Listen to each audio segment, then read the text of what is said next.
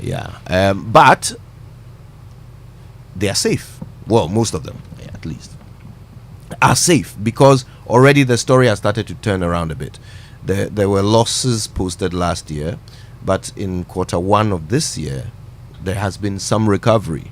Most of the banks are posting numbers that are better than what they posted last year. But that's because they are using some accounting principles to go around it, to report the numbers. And that is what makes it look like that. But it's not anything to panic about. That is the most important Well, we thing. certainly don't want to go back to 2017 when we faced the banking crisis. No. Like that. So, no. No. It's a good thing at times. We don't pray for that. And so, But and you know, our research also brought up some other details of previous banking crises and how previous governments managed them. And I mean, the research goes quite far back. Bright Simmons has been sharing some interesting details. He says that the recent cleanup is just the latest. In 1989, 41% of all bank loans went bad. Government stepped in and issued bonds to buy the bad loans, and they set up something called NPAT to recover. By 1991, recovery rate was an impressive 72%. So things did turn round. And then there was 1997 when A-Life founder, almost collapsed some banks. But somehow nothing came of it. There was a change of government and, a wiping of collective memories. But some 129 billion cedis was brought into question or lost really through that. But again, there was a management of that process. And then we have the most recent one. Let's jump over that one quickly. Okay. And come to our current efforts to avoid another crisis. For one, the central bank is keen on ensuring that the banking sector is sound. Liquid.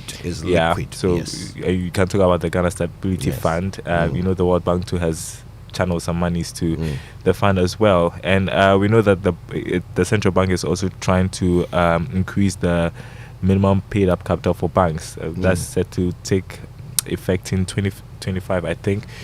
And so, everybody doing all they can to prevent another crisis. But as for liquidity, it is there. So don't worry, whatever numbers you're reading from your bank, it doesn't affect your deposits. You will get your money if you need it. So no, nothing to worry about there. But we will explain what's happening because there has been an effect on banks by this domestic debt exchange program. So the same government that stepped in with a desire to solve a banking crisis at this moment is perhaps the reason why some banks and if after have this, numbers that don't look nice. The banks will change their approach because there are some concerns that they expose themselves so much to government bonds and failed at financial intermediation. So going forward, I've always looked upon it as a certain lack of creativity. Exactly. There are a million ways to make money, and banks around the world are demonstrating this. You don't really have to reinvent the wheel. It seems going for the bonds is an easy approach, right? What kind of simple and then there's no money left for anything else, for any ideas, and it's ideas that grow a nation, So, it's important, this conversation. Okay, let's say thank you to Total Energies. Total, we go the extra mile for you. Absa Bank Ghana Limited, helping you find a way to get things done. And Millennium Insurance, your trustworthy partner. We're thanking them for the 6 a.m. news. For the Joy Business Report that unfolds now, we are grateful to Glyco Life Travel Insurance. Glyco, we cushion you for life.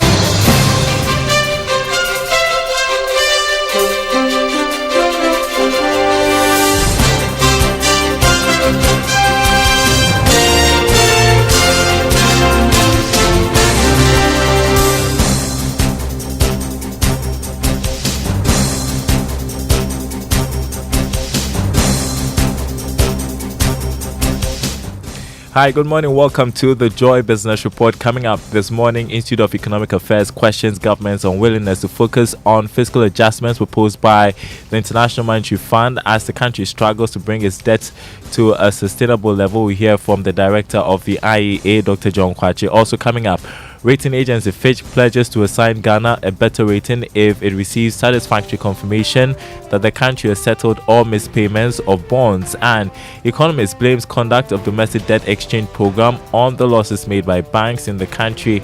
Details coming up.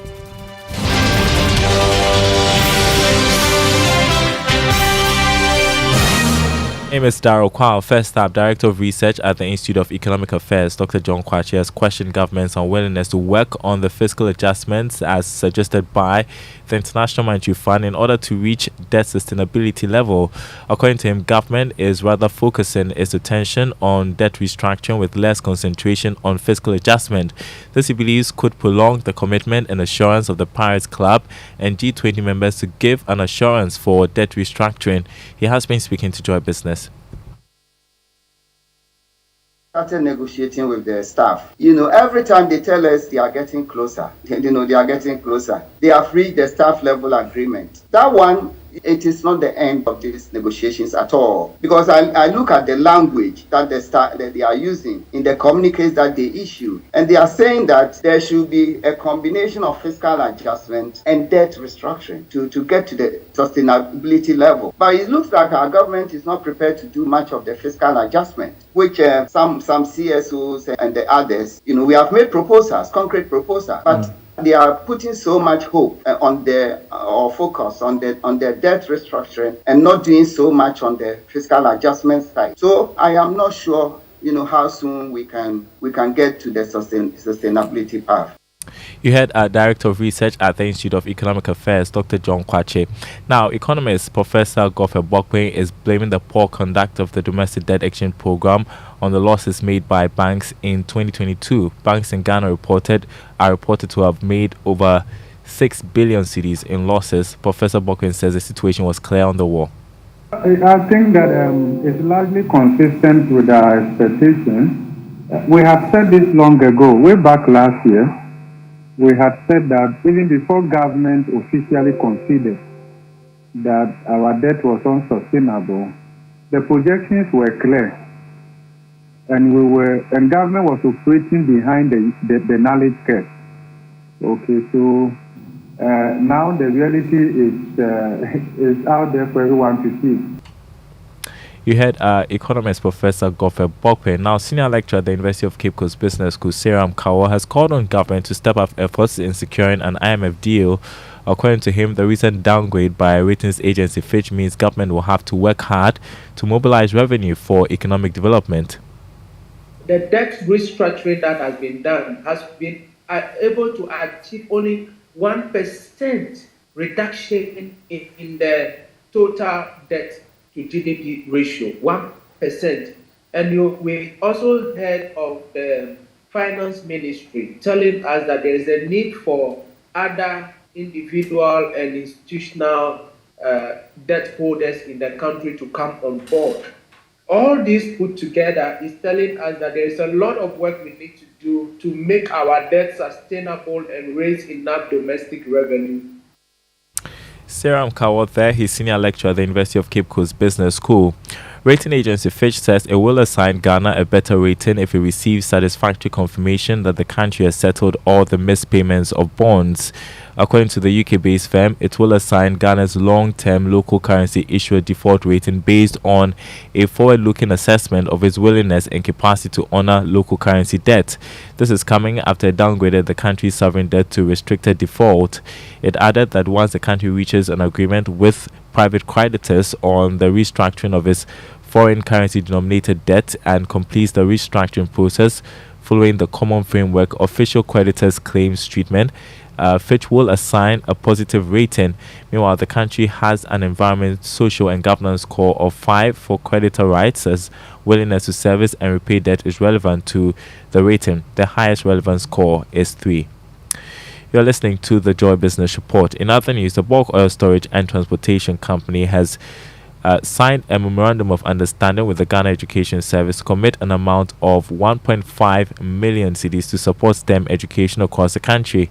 According to the head of legal services at BOST, Harriet Amwa, the move is to help students develop problem solving and critical analysis skills. Now, speaking at the ceremony, she said BOST will continue its support to push the STEM agenda. Sometime in December 2021, the ministry wrote to BOST to partner it to provide scholarship for needy but brilliant students and throughout the country to pursue engineering and community science degrees courses at 7 public universities in the country. So we responded positively in line with our corporate social responsibility policy on education, but insisted that such sponsorships from the community should go directly to our impacted communities in the country. Harriet Amwa is head of legal services at the Bulk Oil Storage and Transportation Company. Now, the Cybersecurity Authority is hoping to get second cycle schools to develop interest in cybersecurity careers. To this end, the second edition of the National Cybersecurity Challenge has been launched for selected schools across the country. The initiative by the authority will give an opportunity to some selected participants to undertake internship programs at state agencies under the Ministry of Communications and Digitalization. Ifwa Brown Asin is Director of Child Online Protection at the Cybersecurity Authority. The major issue is to keep the conversation of being cyber hygiene as much as possible for all students. For last year too, the winners also were supposed to enjoy internship here. They are still in school, so when they are done, they would be here for a few weeks for internship. And for the upcoming one, we are also collaborating with some of our sister organizations, both local and international, to also have winning some of the contestants to have some internship with them, because we talked about career opportunities within this competition. Director of Child Online Protection at the Cybersecurity Authority, Ifwa Brown Asin. Well, it's a Thursday, time to bring you Investor Eye, and you must always be careful of social investment schemes. Just because an investment scheme is promoted on an old school association platform or a Kifid social media platform does not mean you should go and invest. You must always check with a regulator such as the Bank of Ghana or the Securities and Exchange Commission to confirm the investment company has been licensed before you put your monies in. Emmanuel Mensah-Appiah is Director in charge of Risk Management Department at the Securities and Exchange Commission, and he gives some education. Then there's the social consensus tactic. The social consensus tactic is where they give you the impression that everybody is doing it, so you should also do it. But you are not everybody. So your needs and how you structure your finances may not suit everybody.